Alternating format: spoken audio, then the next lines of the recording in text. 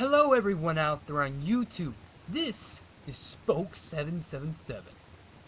Today, I watched a video by Bengali One called the Herods. It wasn't called the Herods, but it was about Herods. Better name for it. Rather than some cover-up. What cover-up, dude? Footnotes right here, man. Footnotes right here.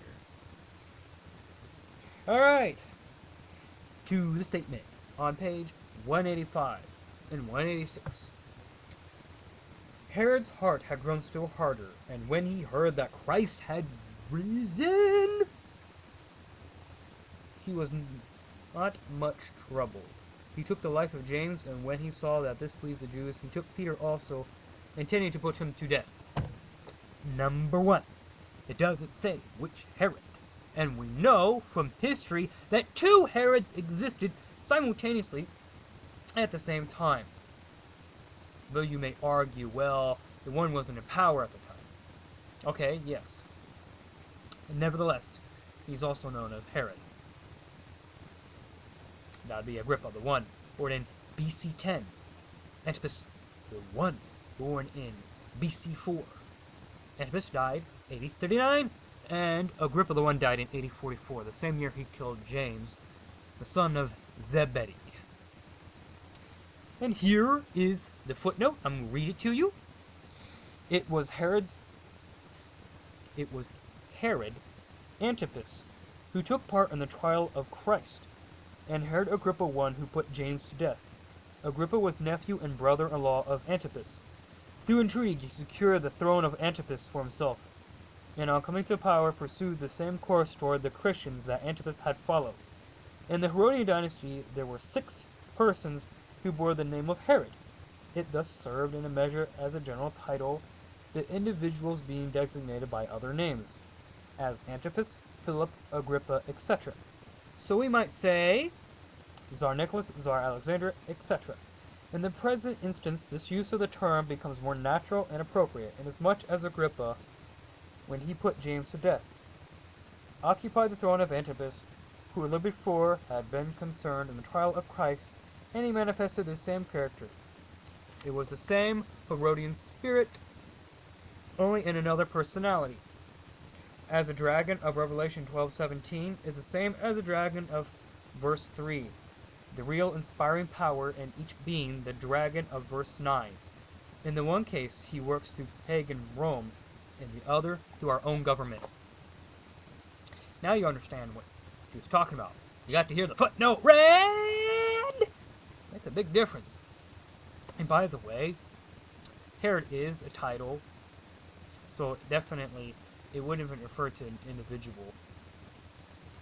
You can think of it as an individual in this respect, that she was talking about Agrippa the One because Agrippa existed at the same time as Antipas. And she was actually born 6 years before his predecessor. And it died like AD 44. So, overlap. Died before. Antipas did before Agrippa the One, and born after Agrippa the One. So Agrippa the One's life overlaps. So therefore, Agrippa the One would have known about the death of John the Baptist, especially when more than likely he was at that party where Herod's like, I'll give you half of my kingdom.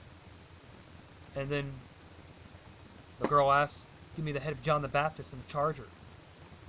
Well, guess what? If he was there, then he'd know. Then his heart did grow harder. Around the time when they're preaching about the resurrection of Jesus, he heard about it, didn't want to hear about it, didn't like it, and got so mad he killed James. This shows you the evolution of what a rejecter of truth will go through. Now I want to ask you a question. Everyone out there on YouTube. Did Bengali One tell you the timeline of Agrippa 1 and Antipas 1? No. Did he read you the footnote? No. And did he read this statement from Spirit of Prophecy, Volume 3, Chapter 26? Which is on page 334. It says, he seized upon James and cast him into prison, and there sent an executioner to kill him with a sword, as another Herod had caused the prophet John to be beheaded. He then became bolder, seeing that the Jews were well pleased with his acts, and imprisoned Peter. So, you get the idea that, yeah, she didn't believe what Bengali's putting out there. And she didn't mean it that way. You've seen from the other quote from Ellen White.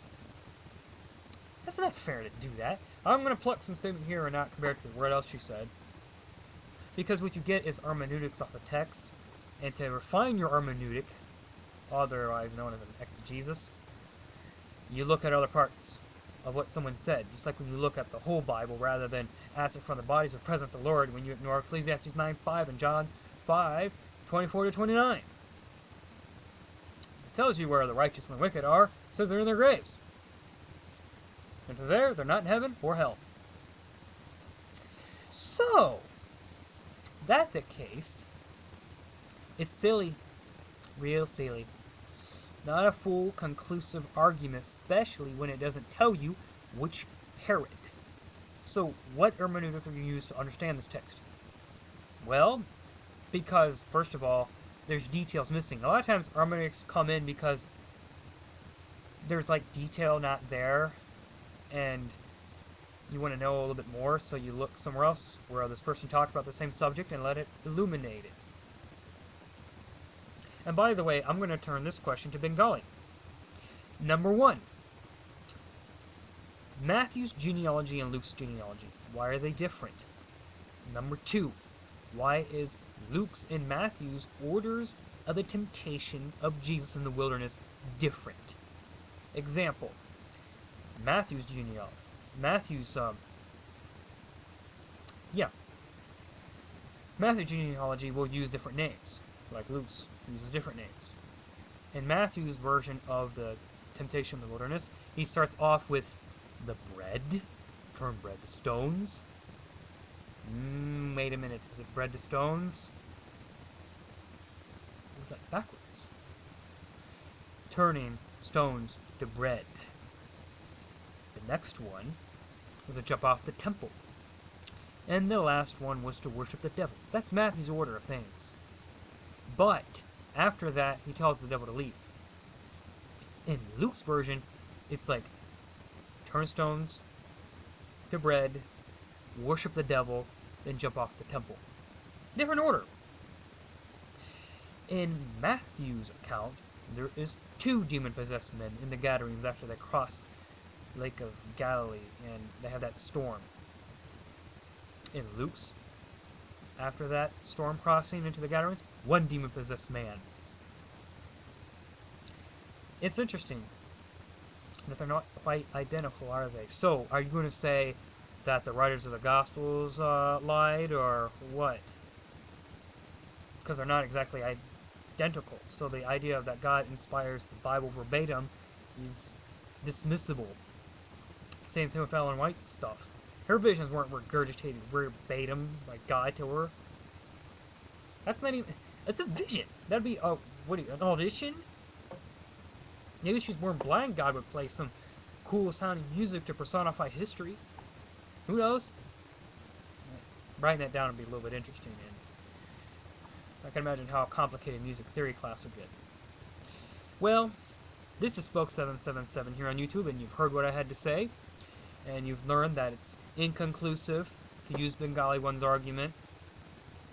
So, have a good night, and God bless you all. And remember, Jesus did not turn bread into stones, but stones into bread. See? You really know that? No, backwards. They look similar, not quite the same. This is Spoke 777. Have a good night, and remember, the president was shot in a car. He was also shot by John Wilkes Booth, and he also is black, and the president's white. Well, depending which one I'm talking about, but I'm saying the president, it's a general title, just like Herod is. Have a good night.